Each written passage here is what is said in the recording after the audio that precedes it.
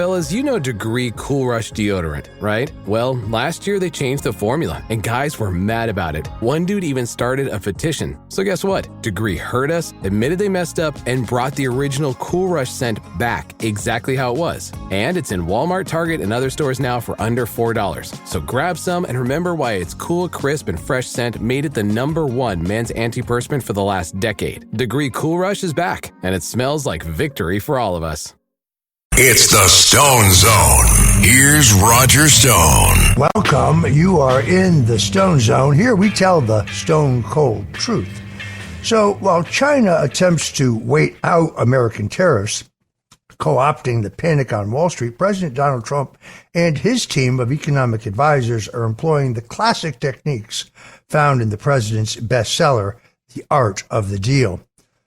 When markets closed, President Trump took a Saturday to announce a wave of extensions to the recent 90-day pause on reciprocal tariffs. Yes, a series of specific sector exemptions to a 90-day pause amid negotiations. This included semiconductor, chip parts, and other electronics. This affected companies like Apple and Nevada. Apple was up nearly 30% shortly after the market closed, and Nevada was up almost 0.15%. Now, many commentators speculated that China had won, but wait, not so fast.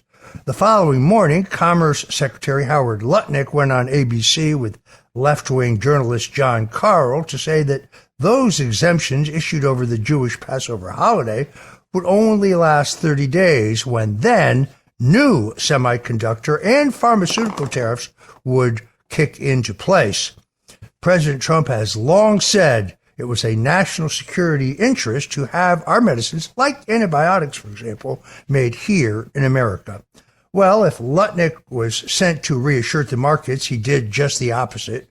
Twitter, now known as X, and businesses are embroiled with a rage at the Commerce Secretary.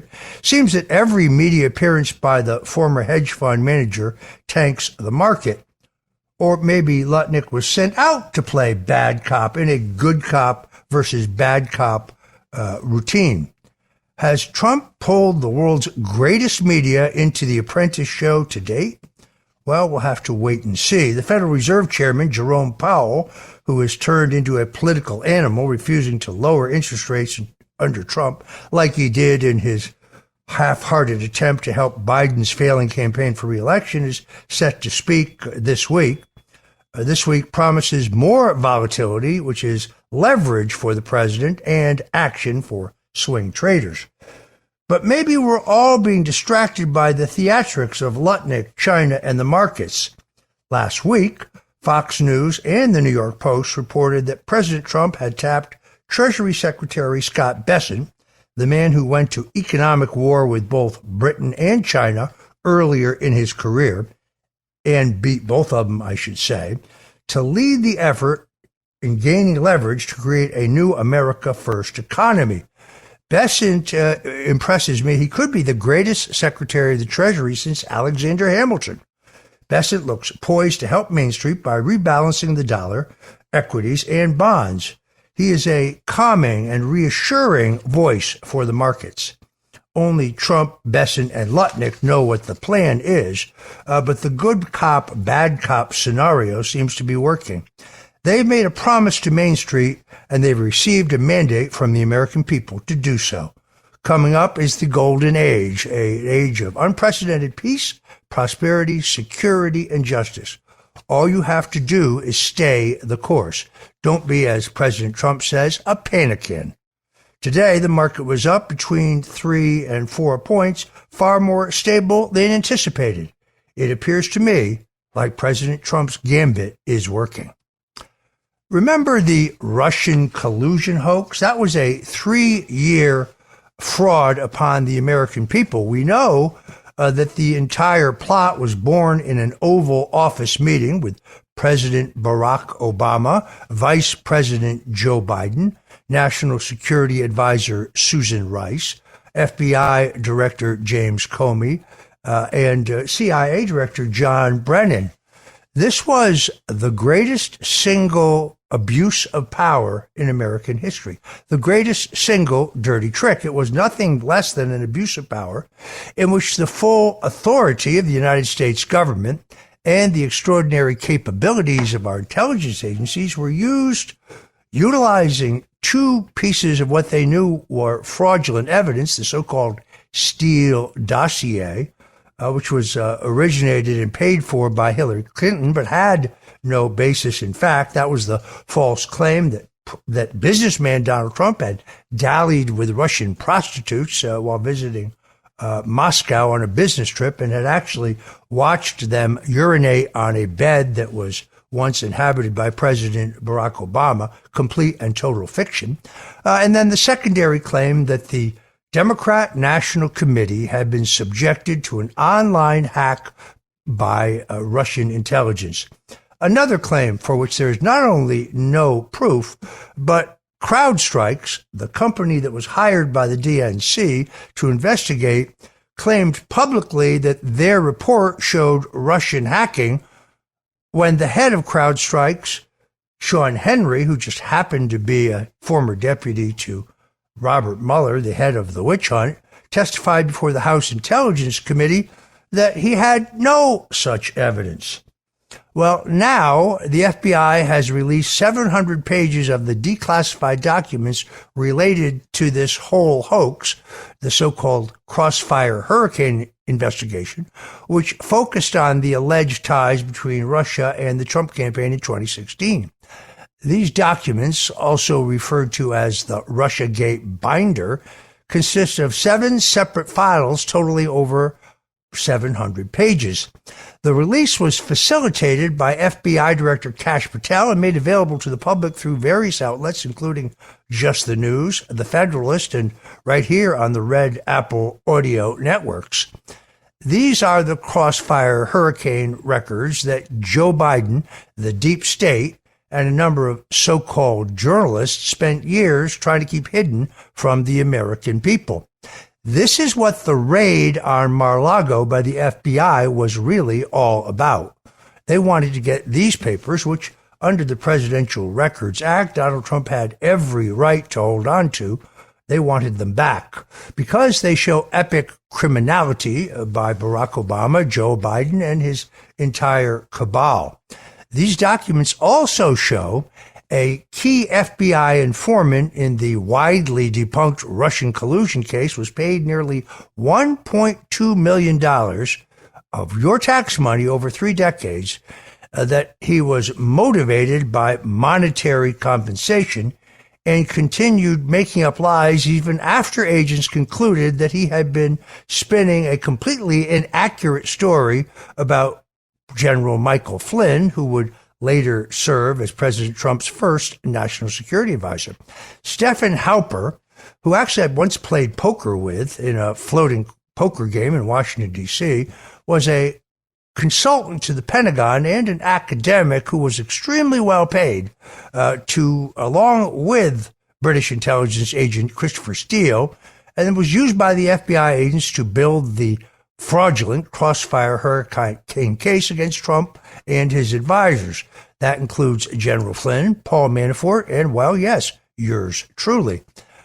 This happened during the end of the 2016 campaign, and it continued for 3.5 years, hobbling the Trump administration in some regards. This new memo that has been declassified confirmed that Halper was the source of one of the most sensational, bogus claims to land in the FBI's probe in the summer of 2016. That was that Flynn, who is a happily married man, left a 2014 foreign policy meeting alone with great-looking Russian scholar Svetlana Lokhava when he was a 3-star general at that time leading the Defense Intelligence Agency. It was a lie. FBI agents ultimately deemed that Harper's account was not plausible and not accurate, but the FBI proceeded to investigate Flynn, continued to pay Halper, and continued to vouch for his veracity as a confidential human source, codenamed Mitch. This is what the new declassified documents show. You notice how there's very little coverage of any of this in the mainstream media. I looked at the New York Times, the Washington Post, the Wall Street Journal. There's nary a word about these bombshell revelations.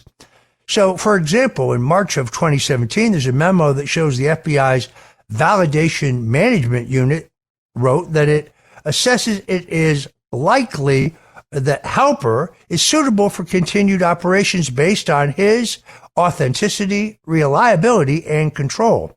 That memo makes no mention of its unredacted portions of the concerns about the account that Halper gave smearing Flynn and this woman, Lokava, which were confirmed in a memo from William Barnett, the FBI agent who handled the retired Flynn's case in 2016 and 2017. These new FBI records also show that Halper was paid $70,000 by the FBI between August 2016 and the start of February 2016, a time period spanning his activation as an informant, targeting the Trump campaign and then the 2016 election and Trump's inauguration. The FBI records also showed that the Bureau had paid Stephen Halper, the informant, $1,181,064 from 1991 into early 2017. The classified documents also show that the FBI paid British intelligence agent, former agent, Christopher Steele, $75,000 for the dirt on Donald Trump. They offered him $1 million bonus if he could prove that any of it was true, but he never collected the bonus because all of it was a lie. Steele openly admitted that Trump was his main opponent during his period in Britain. So the simple question is, will anybody be held accountable? Well, it's true that Barack Obama, under the recent decision by the U.S. Supreme Court, probably has presidential immunity. But what about Vice President Joe Biden? Biden suggested that General Flynn be charged with violation of the Logan Act, even though Barack Obama's national security advisor spoke to the Russian ambassador prior to his being sworn in, and it was proven that Flynn didn't lie. In other words, the claim that General Michael Flynn, before he was confirmed as the national security advisor, assured the Russians that Trump would go easy on sanctions, that is a complete falsehood. In fact, the 3 FBI agents who actually interviewed Flynn, who sadly spoke to them without a lawyer present, found that nothing Flynn had said was false. Yet they sought to destroy this great American patriot. In the 50 years I've been in American politics, I have not met not only a greater geopolitical thinker, but a finer Christian gentleman and a truly loyal friend than General Michael Flynn. And I still believe that his greatest public service lies ahead. A little bit later on here in the Stone Zone, we're going to interview George Papadopoulos. He was one of the other victims of the Russian collusion hoax. They tried to destroy him the same way they tried to destroy me, but it was all a lie. On the other hand, I also grow impatient. I love Kash Patel and Pam Bondi, the FBI director, and our current attorney general. But it's time for somebody to be charged, for somebody to be held accountable.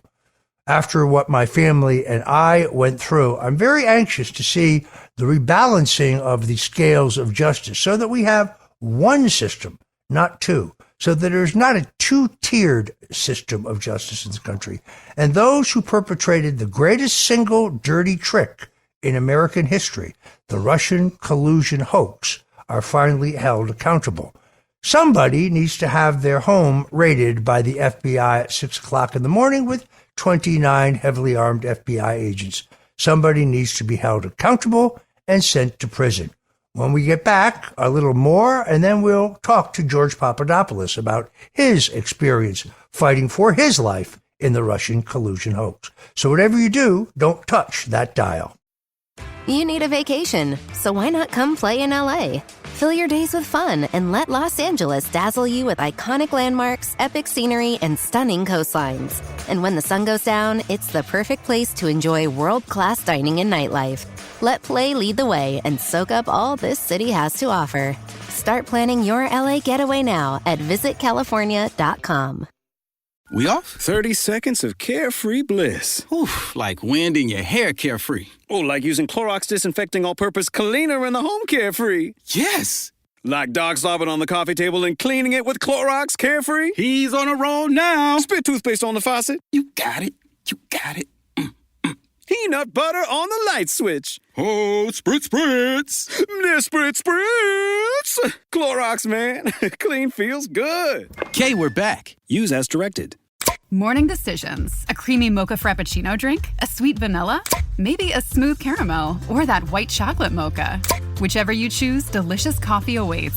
Start your day with bottled Starbucks Frappuccino drinks. Pick up a bottle near you wherever you buy your groceries.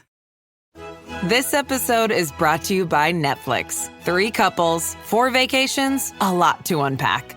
Watch The 4 Seasons, a new series starring comedy favorites Tina Fey, Steve Carell, Will Forte, Coleman Domingo, and more in a hilarious and heartfelt love letter to long-term relationships. Based on the original Alan Alda film. Watch The 4 Seasons, streaming now only on Netflix. Here's some good news. The House last Thursday passed the Safeguard American Voter Eligibility Act, or SAVE, in a 2020 to 208 vote. This bill requires proof of U.S. citizenship to be able to vote in a federal election. This comes after President Donald Trump signed an executive order mandating that individuals provide proof of U.S. citizenship while registering to vote. Only 4 Democrats voted in favor of the bill. How could any member of Congress be in favor of people who are not U.S. citizens voting in our elections? You have to wonder. Proponents of the bill argue that it was necessary to prevent migrants from voting in elections. One of the bill's co-sponsors, Representative Chip Roy, said there's nothing more sacred under the Constitution than ensuring that people are able to have the voice in the election of the people that represent them in Washington and throughout the country. Once that is undermined, then people lose faith in the very institutions upon which this nation was built. This legislation is designed to restore that faith and to save our elections, to save election integrity. I couldn't agree more. In fact, I'm in favor of paper ballots, something else that was included in the president's executive order. If the French can count 38 million paper ballots and do it in one day, having results on the night of the election, well, why can't we do that? How about having the election all on one day? In some states, they're still counting, that means finding, votes 3 weeks after the election. The most recent election, in Orange County, California, more people voted than are registered to vote.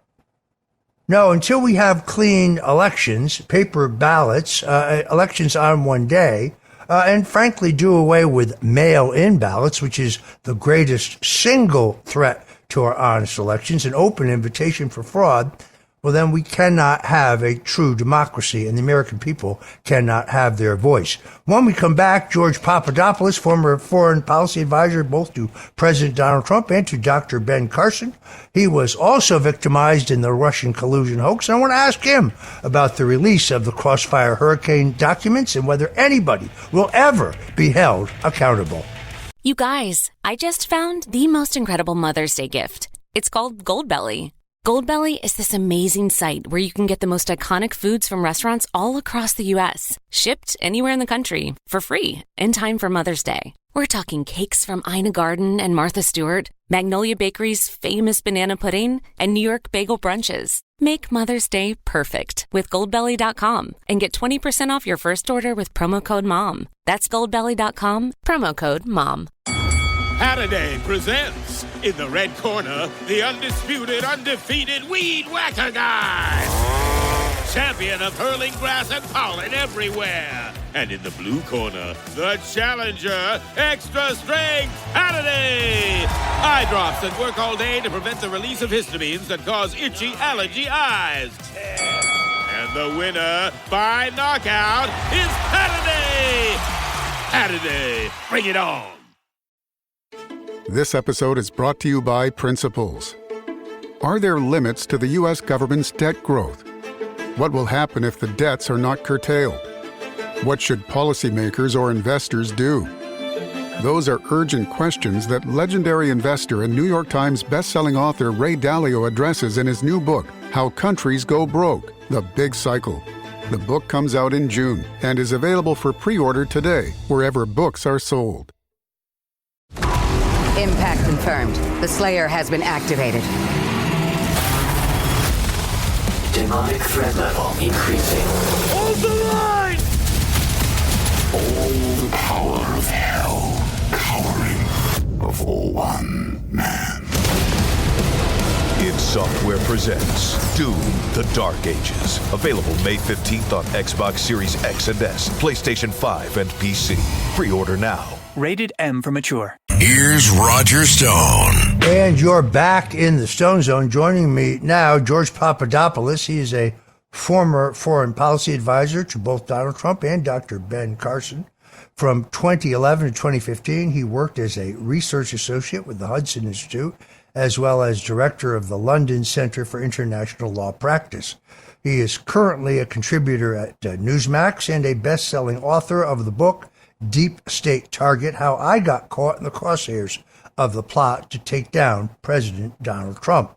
He was also one of the principal victims of the Russian collusion hoax and the Mueller Inquisition. George Papadopoulos, welcome into the Stone Zone. It's great to be with you, Roger. Thanks for having me. I think it's really timely, George, to have you on. I just saw you and your beautiful Italian wife, Simona, this past weekend at a great Lincoln Reagan Trump dinner in Collier County, Florida. It was a great evening, and you gave a great speech.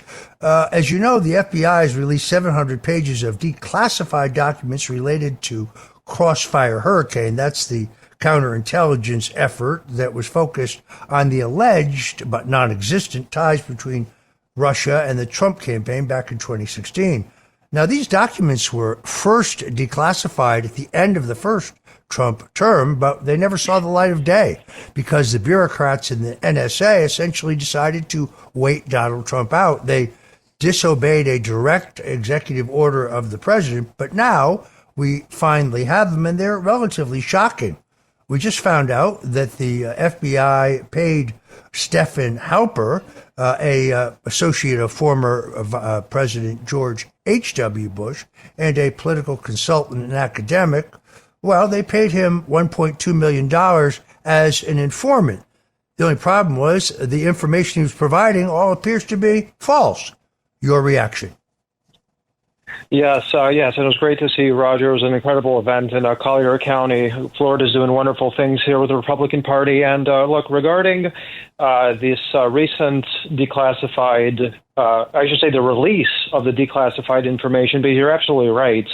President Trump attempted to get this information out to the American public before the 2020 election. But of course, the bureaucrats and those who basically were subverting his administration and his policies and his movement from within prevented those files from coming out, while simultaneously, of course, you had 51 intelligence officers colluding with both big tech and the media to suppress the infamous Hunter laptop story that swayed the last election.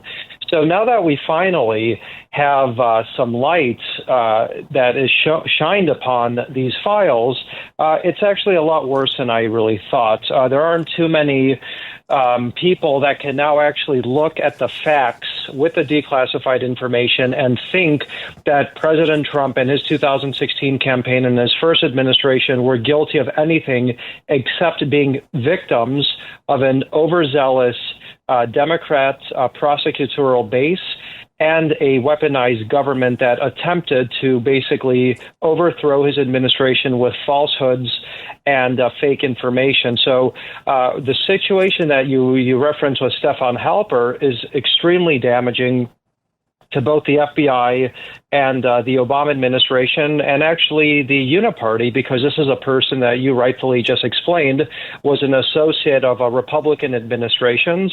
He was a professor at Cambridge University, but then he was moonlighting as an informant that attempted to ingratiate himself within the Trump campaign. Now, that is all good, potentially, if there was some criminal activity being conducted by people associated to the Trump administration, the Trump campaign, but that wasn't the case, Roger.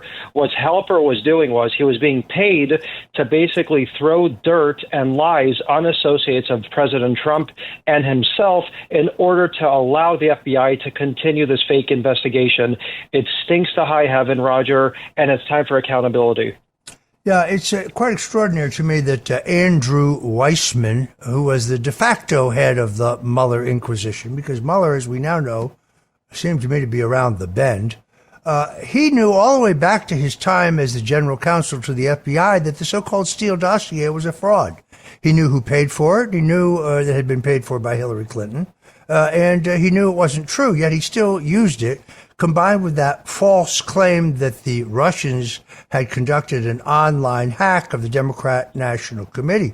When my lawyers at my trial, made it clear that the FBI had never inspected the computer servers of the DNC, a federal prosecutor, Jonathan Kravis, who says his name Kravis, but his name is Kravis, filed a rare surreply, a filing with the court claiming that the government had additional evidence that the DNC had been hacked by the Russians, but they didn't have to produce it for my trial because of matters of national security. In other words, they had no proof whatsoever. In your particular case, George, Aaron Zelinsky, another one of the Mueller thugs, according to documents we have both seen, actually altered the FBI's transcript of its interview with you, called a 302, in which they asked you whether you would cooperate in their efforts to locate this mysterious Professor Mifsud, who seemed to be an operative in this whole operation. And you said, of course, you'd be happy to cooperate, but he changed the document to have you say that you didn't. Why has this guy not been prosecuted? Yeah, Roger, this is a very disturbing pattern that we've seen over and over, and it really starts with even Kevin Kleinsmith, this FBI lawyer that was altering documents about Carter Page and others, where they were saying that Carter Page was not a CIA helper or CIA informant of some nature, but that he was working with the Russians. It goes to the same situation with you. They were lying, saying that you knew things about hacking, even though there was no evidence that there was ever any hacking. And with this infamous person, Mifsud, absolutely. When the FBI, actually, when I told the FBI about him and said there was this shady guy, you should look into him, that was me overtly trying to cooperate and to let them know that this guy might be up to no good. I don't know what that whole situation was all about. And then what did Zelinsky do? While part of the Mueller team, he said, no, Papadopoulos was there to obstruct the investigation. Papadopoulos was there to potentially work with this person, even though we now know, based on numerous fact-finding missions by extremely adequate reporters, that Mifsud was likely part of an operation working with Western intelligence against me and potentially others on the Trump campaign. And Zelinsky and others on the Mueller team did what they know best, that is, lie about the truth, cover up the real story. And Roger, just to be quite frank here, I've always said that I thought that Mueller was there to cover up for the egregious misconduct of Comey. So I'm not really surprised that prosecutors like Zelinsky, who are tied into the Democrats and big law, did that. What I'm most surprised about is that this information took so long to come out, but we still have other information that we need to come out, Roger. You had people like Special Counsel John Durham say that the so-called predicate that launched Crossfire Hurricane, that launched Mueller, was not correct, that it was illegal, and that there was more to the story. We need that information to come out, Roger. We need those files declassified. We need to know what the CIA was up to, what John Brennan was really up to, what all of these stories about honeypots in 2015 were really all about, because if we don't have the source and the knowledge about that, that went into the fake predicate of Crossfire Hurricane will never have the true story. So that is what I think the next step should be regarding declassification, and that includes John Brennan and others too. Yeah, it was the same Mueller prosecutor, Aaron Zelinsky, who insisted that he and 3 other prosecutors had been pressured by Maine justice to, quote unquote, go easy on Roger Stone in sentencing. But only Zelinsky was stupid enough to say that under oath before the House Judiciary Committee, because a subsequent investigation by the Inspector General of the Justice Department proved that there was no pressure on these prosecutors. They wanted to give me 7 to 9 years for allegedly lying to Congress, but their sentencing memo said that I had cooperated in foreign interference in an American election, which, of course, I wasn't either charged with or guilty of. So Zelinsky perjured himself before Congress. Wait a minute, isn't that exactly what they charged me with, claimed that I did, even though no misstatement I made to Congress was material. No misstatement I said was willful. There was no Russian collusion. There was no WikiLeaks collaboration. And Robert Mueller knew that, said it in his final report, but then redacted it so I would never know. Judge Amy Berman Jackson, when my lawyers moved for the full Mueller report to be used in my defense, she denied it to us. She said that she would read the report and she would give my lawyers the sections that were relevant to me. Why did she leave out the section in which even Mueller could not sugarcoat that he found no evidence of Russian collusion, WikiLeaks collaboration, or, for that matter, any other crime on my part? In other words, she withheld exculpatory evidence from my defense attorneys. Why she hasn't been impeached is yet another adequate and legitimate question. Additionally, George, when we come back, we got a little bit of time here, but when we come back, I do want you to go into your own experience about how they set you up to be used as a pawn in the entire Russian collusion hoax. Let me note that Christopher Steele, the former British intelligence agent who was the author of the so-called Steele dossier, was paid $75,000, but they offered him a $1 million bonus if he could prove that anything he had alleged about Trump was true. And he didn't collect the $1 million because all of it was a lie. It really is disconcerting. I have great confidence in Kash Patel, the FBI director. I have great confidence in Pam Bondi, the Attorney General. I know both of them very well. But like many, including our mutual friend General Flynn and others, we wonder, is anyone going to be held accountable here? The Durham investigation, in my opinion, was yet another hoax. First of all, he took 5 long years, just long enough for the statute of limitations to run out so that Hillary Clinton and Jake Sullivan and John Podesta and Jim Comey, the FBI director, and John Brennan, the CIA director, just long enough so that they could not be charged. Although I argue that there is no statute of limitations when it comes to treason and that this is treasonous activity. But Durham never inspected or addressed the question of whether the DNC had indeed been hacked by Russian intelligence. My attorneys sent him forensic evidence and made available to him expert witnesses such as former CIA counterintelligence expert Bill Binney, and he never addressed the question at all in his final report. In retrospect, George, I think that the Durham investigation was a holding action, was an effort to ratchet down the pressure on the Barr Justice Department to investigate and hold those accountable for the Russian collusion hoax for their actions. I think you agree with me on that. Yeah, I think the entire situation with John Durham is that he let a lot of people down, including probably his own professional reputation, because during this infamous exchange that he had with Congressman Matt Gaetz during his testimony to the Judiciary Committee, the congressman told him flat out, "You're part of a cover-up. You're not telling the full story. You didn't do what you were supposed to do, and you let down yourself and the American people. And I think the only thing that John Durham accomplished, if you want to call it anything an accomplishment, was that he said that he refutes the official predicate of how the entire thing started, and that there was a lot more agencies involved. There were other countries involved, and that the story goes way further back than July of 2016, when apparently Crossfire Hurricane launched. Now, that is all good. However, he didn't give the information of what he actually meant. He basically just left it as a cliffhanger that this happened, but I can't give you the details. Now, if you've investigated a situation like you said for 5 years, why were you presenting your case in front of the Judiciary Committee and not giving the facts? Is it because things were classified at that moment, because it was the Biden administration?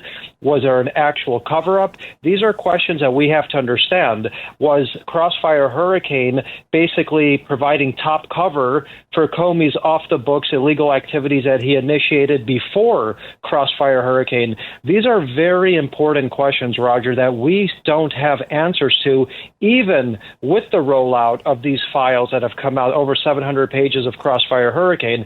So if Special Counsel John Durham says that the FBI wasn't the only agency involved here, and that Crossfire Hurricane isn't the beginning and the end, then we need to start asking these important questions to people like DNI Gabbard and also CIA Director John Ratcliffe, and have those files be presented to the Attorney General to see if there are prosecutorial cases that can be made off new evidence that John Durham alluded to. Because if we don't have the full picture here, Roger, if we don't have the facts about really what went into this fake story about hacking with that they tried to level against you, about these people like Joseph Mifsud that they were throwing at me, about covering up the situation with Christopher Steele and how that went into the FISA files, then we'll never have the truth. No one will be held accountable, and they'll continue to do this over and over and might try to sabotage Trump from within again this time. This can't happen again, Roger. If you're just tuning in, we're talking to George Papadopoulos, and we'll be right back. This podcast is supported by Progressive, a leader in RV insurance. RVs are for sharing adventures with family, friends, and even your pets. So if you bring your cats and dogs along for the ride, you'll want Progressive RV insurance. They protect your cats and dogs like family by offering up to $1,000 in optional coverage for vet bills in case of an RV accident, making it a great companion for the responsible pet owner who loves to travel. See Progressive's other benefits and more when you quote RV insurance at Progressive.com today. Progressive Casualty Insurance Company and Affiliates. Pet injury is an additional coverage and subject to policy terms. Parents of twins, if you're familiar with far-off drop-offs... Dad, stop, right here. Or get DMs about what's for dinner, you may be experiencing tween milestones. For your son or daughter, these can start at age 9. HPV vaccination, a type of cancer prevention against certain HPV-related cancers, can start then too. For most, HPV clears on its own. But for those who don't clear the virus, it can cause certain cancers later in life. Embrace this phase. Help protect them in the next. Ask their doctor today about HPV vaccination. Brought to you by Merck. Are you a forward thinker? Then you need an HR and finance platform that thinks like you do. Workday is the AI platform that helps propel your organization, your workforce, and your industry into the future. Workday, moving business forever forward. This episode is brought to you by Temptations Cat Treats. Your cat will come running for the perfectly irresistible Temptations Creamy Puree and Temptations Lickable Spoon Cat Treats. The best time to feed lickable cat treats to your cat is anytime. Feed by hand for a playful moment, in a bowl for a creamy treat, or as a topper to make mealtime fun. Visit TemptationsTreats.com to learn more. It's the Stone Zone. Here's Roger Stone. And you're back in the Stone Zone. We're talking to former Trump foreign policy advisor George Papadopoulos. George, I want to shift gears here because politics is always about the future, never about the past, even though I think we and many of those in the MAGA movement want to know exactly what happened in the Russian collusion hoax, and those who should be held accountable should be prosecuted. How do you think President Trump is doing in this new term? I think President Trump learned many lessons from his first term, and the most important is that personnel is policy. And by that, he's appointed patriotic Americans, constitutionalists, and people who are there to serve the American people and not to grift or undermine the America First movement. During his first term, of course, people say, oh, you had the Republicans have controlling Congress. That was not the case. Actually, the Mueller situation and so many of these rhinos subverted the America First movement from within, prevented him from enacting many of his policy proposals and legislation. This time around, people like Howard Lutnick, Secretary of State Marco Rubio, Treasury Secretary Bessent, everybody is on the same page and in tandem with the series of executive orders that the president has signed. You understand why now the border is finally secure, why the American economy is once again on the right path, and World War III has been prevented. These three issues were critical to this past election, and we just discussed, of course, the weaponization of government. That's the fourth element to why I think President Trump had this resounding victory, and he is enacting on all of these key pillars, and he's making the right moves with the right people at the right time to make sure that he is a successful president and his vision is implemented. And that's exactly what's going on. And I think we're all going to be a lot richer and a lot safer. And we're going to be functioning as a true republic with the rule of law during this administration and hopefully moving into the future now that President Trump has enacted the policies the way he has begun. Yeah, I could not agree more. I mean, ironically, I think he was still a great president in his first term, despite the fact that many of the people that he appointed thought their job was to delay or derail his agenda. Yet he gave us a boom economy, rebuilt our military strength, appointed scores of conservatives to the courts, sealed our southern border. He was a truly great president. I think, however, having sat out one term and returned, having gone through the crucible of the tsunami of lawfare and seen firsthand the viciousness and the dishonesty of the political establishment, he is a battle-hardened leader now. He is so much better prepared for this new term. And I predict, yet again, a golden age, an unprecedented age of peace, prosperity, security, justice, and law and order. I was with him Friday night for dinner, saw him the following morning at breakfast. He is calm, he is happy, he is serene, and above all, he is confident that he has the game plan to make America truly great again. Thank you so much for joining us here in the Stone Zone. Until we meet again, God bless you and Godspeed.